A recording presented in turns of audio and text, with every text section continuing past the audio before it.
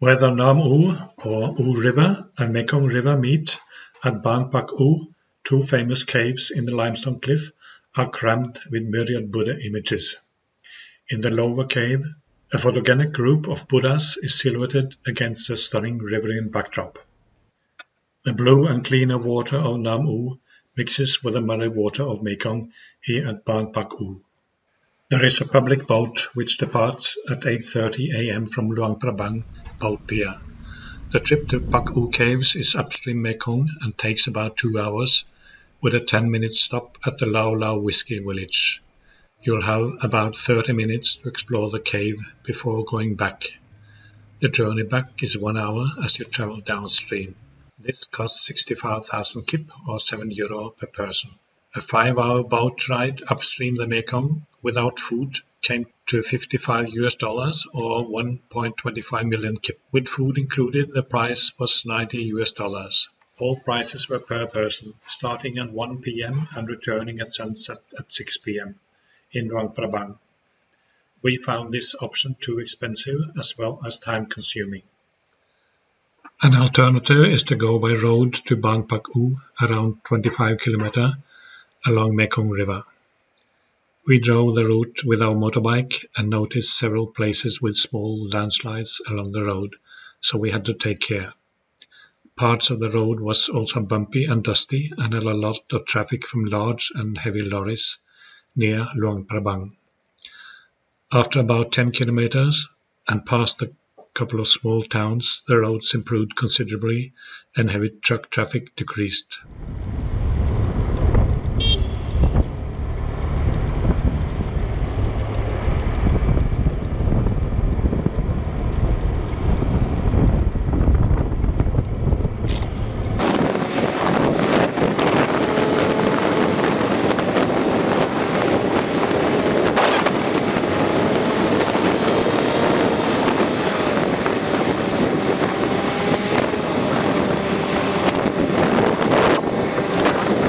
When we reached Pak Ou, we had to pay some kids for parking our motorbike. They had closed the road with a rope with a couple of bottles knitted. We gladly paid them 5,000 kip and got a bunch of lovely smiles in return. After having seen the small village, we drove to the riverbanks and had to take a motor canoe across the river at the cost of 13,000 kip. Return. Entrance fee to the cave was 20,000 kip.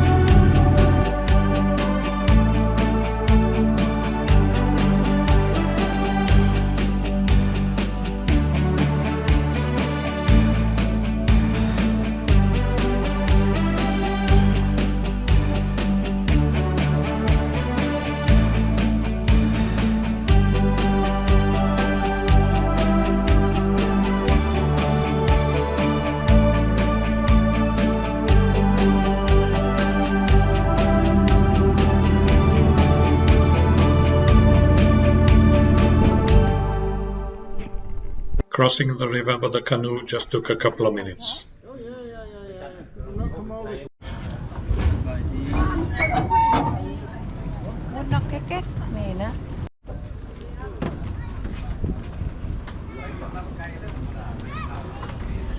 Climb the steps to the cave entrance and be greeted by thousands of miniature Buddha sculptures in various shapes and poses.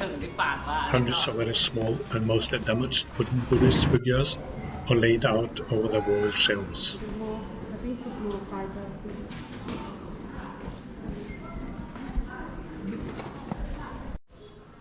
The lower cave, called Tamting, houses more than 2,500 images.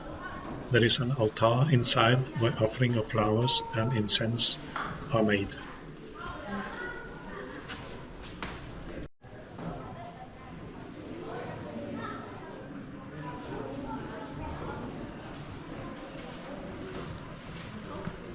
You want me to take a picture of you and you give me your camera?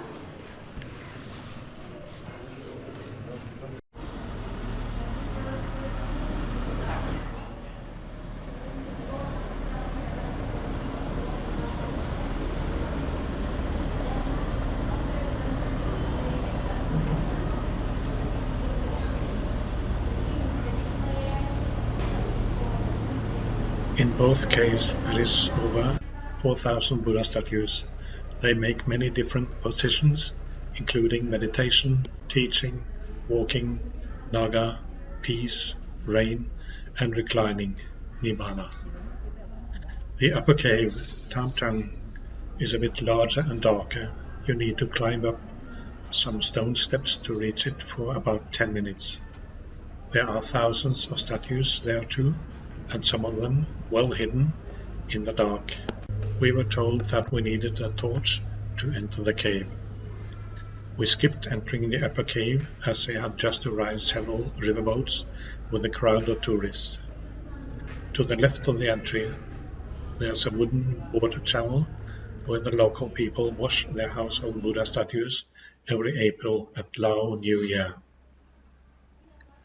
Lao people believe that their ancestor entered the caves the first time in the middle of the 8th century.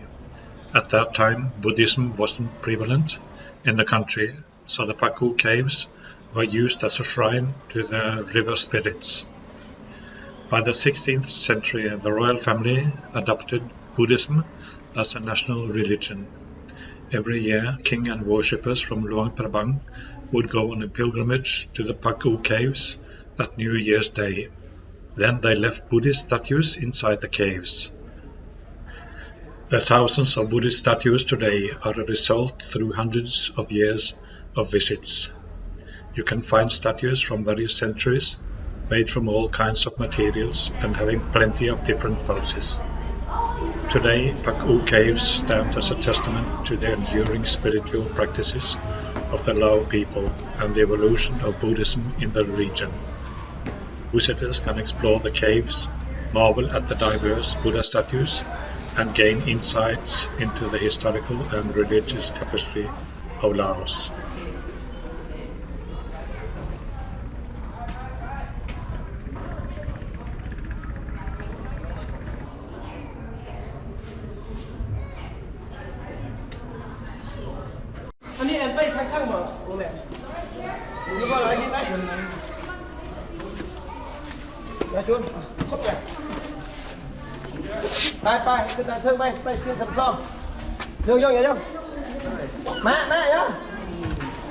Eins, zwei, drei. Springen. Hi.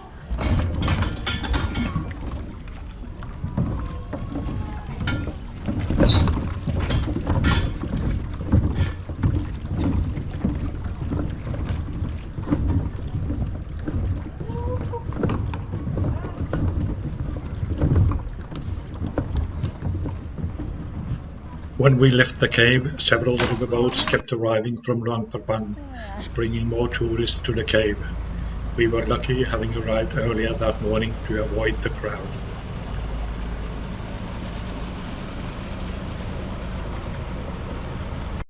I launched my drone from the opposite side of the riverbank to get a better overview of the rivers Mekong and Ou and their surroundings. The scenery here on the northern part of Laos is stunning, with the mountains, the rivers and the lush green forests.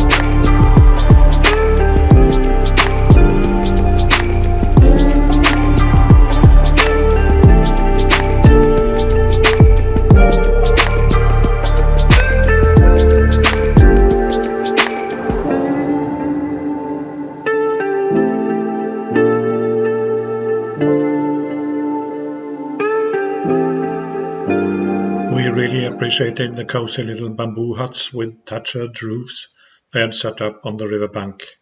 They provided us with perfect shelter from the intense midday sun.